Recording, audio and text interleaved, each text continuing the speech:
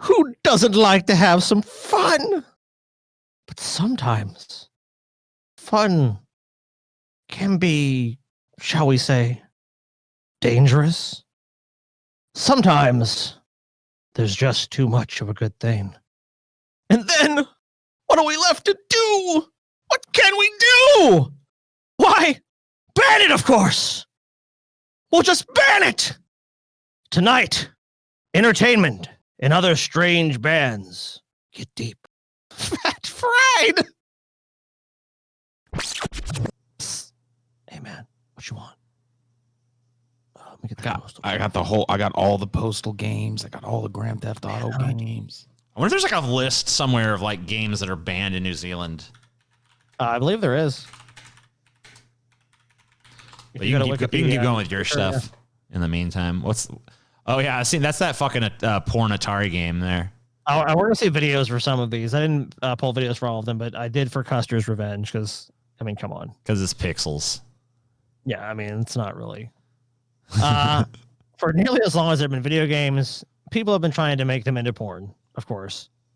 One of the most notorious muddy games of all time is Custer's Revenge, which hit the Atari 2600 in 1982. Produced by Canoga Park, developer Mystique, a subsidiary of an adult movie company, the game cast the player as horny General Custer with a pixelated boner who had to walk across the screen through a hail of arrows to pork a Native American woman tied to a pole. Classy stuff, right? When the game was released, it sparked a moral panic, with anti-sex feminist Andrea Dworkin claiming it had, quote, generated many gang rapes of Native American women. Okay. Hyperbole there for sure. I fucking probably did that. No empirical data backs this up, but several cities floated laws to prevent the game's sale. Only one did, Oklahoma City, which fucked them. Oklahoma actually passed a measure making sales of Custer's Revenge illegal within city limits. Some pearl clutching bullshit if I've ever heard it, because this game, as we'll see in a little bit, it's not much of a game, if we're just being plainly honest. So this one I have a list of all the ones banned in just New Zealand. Well, I gotta take a piss, so why don't you tell people why I'm doing that? So the first one that's banned in New Zealand is called Criminal Girls Invite Only, which I guess was that sounds hot. It was banned because of sexual content and focuses on young persons and elements of sexual violence. Gal Gun Double Peace was banned because it tends to promote and support both the exploitation of children and young people and use of coercion to compel a person to submit to sexual conduct. So basically like rape and shit. Manhunt. Obviously we just discussed why those Manhunt and Manhunt 2 are banned in New Zealand for similar reasons, just because of graphic depictions of violence and cruelty. Postal 2. Basically just a plethora of reasons. I guess urination. That doesn't really seem like a fucking good reason to censor something. High impact violence. I mean, whatever. Animal cruelty. They're not real animals. Homophobia, racial and ethnic stereotypes. Rape play, we already discussed. Reservoir Dogs, the game, is banned in New Zealand. I didn't even know there was a Reservoir Dogs, the game. Well, apparently it was a 2006 third-person shooter based on Reservoir Dogs, which is just a weird concept in the first place. Apparently it garnered mostly mediocre reviews and caused minor controversies for its violence when it was banned in Germany, Australia, and New Zealand. What game are we talking about? Reservoir Dogs, the game. I didn't even know that existed. Then the other two that are banned are Three Sisters Story, banned because it basically for rape shit. And then Valkyrie Drive, Bikihuni, some kind of weird word. Banned because it tends to promote incest between two lead focal sisters and the exploitation of young persons for sexual purposes. Oh, the Japanese. Oh my goodness. Yeah, most of these games that are banned, I would say the majority are either American games for violence or Japanese games for sex. So, take your pick. I'll take both sex and violence, thank you. How about Pokemon, TJ? The Pokemon trading card game.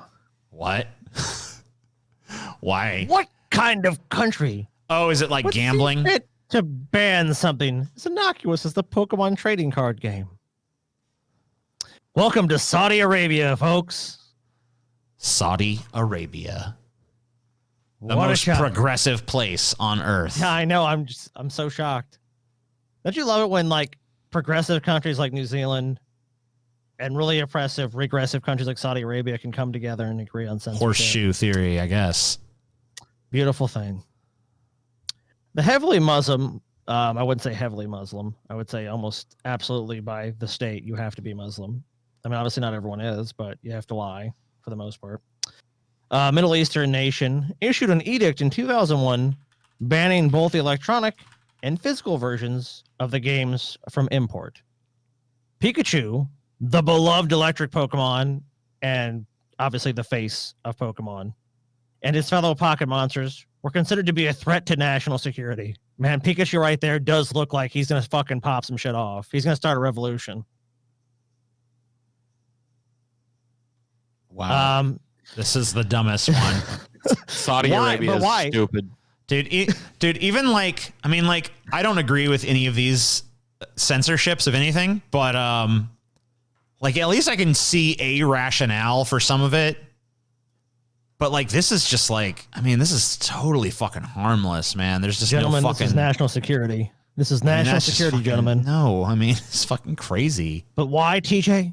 Because the symbols used for energy in the games resemble the Star of David, which everyone knows is connected to international Zionism and is Israel's national emblem. Oh, no. And of course, promoting Zionism is a big no-no in the Middle East, in many Middle Eastern states, for obvious geopolitical reasons. It didn't matter to Saudi clerics that the resemblance was completely unintentional. Didn't matter. Oh, I mean- Star of David. It's up to me. I think they got a right to protect themselves from this Jew shit. Personally, not to be off color or whatever. Yeah, I mean, the minute you said Jew, then I was on board with it. I didn't know it was about the Jews. I don't want my kids playing that game no more neither. I didn't know there's Jew shit in it. Give me all your Pokemons. Now, this one should be more obvious. I'm sure you guys have heard Grand Theft Auto before. I mean, who the fuck hasn't? But guys, people have argued many times, oh, video games don't cause violence. Let's hear about a little story that happened in Thailand. The GTA games have been the target of pushback all over the globe for their glorification of violence and mayhem. But only one country has taken the drastic step of banning every single title in the franchise. And that, gentleman, is Thailand. The country is not typically censorious of violence, although they do ban games with adult sexual content. Surprising. But Rockstar's cash cow is a special exception due to some real-life consequences. In 2008, a young man named Paul Wachino hailed a Bangkok taxi, and when it was time to pay for his ride, instead pulled out a knife and stabbed the driver to death.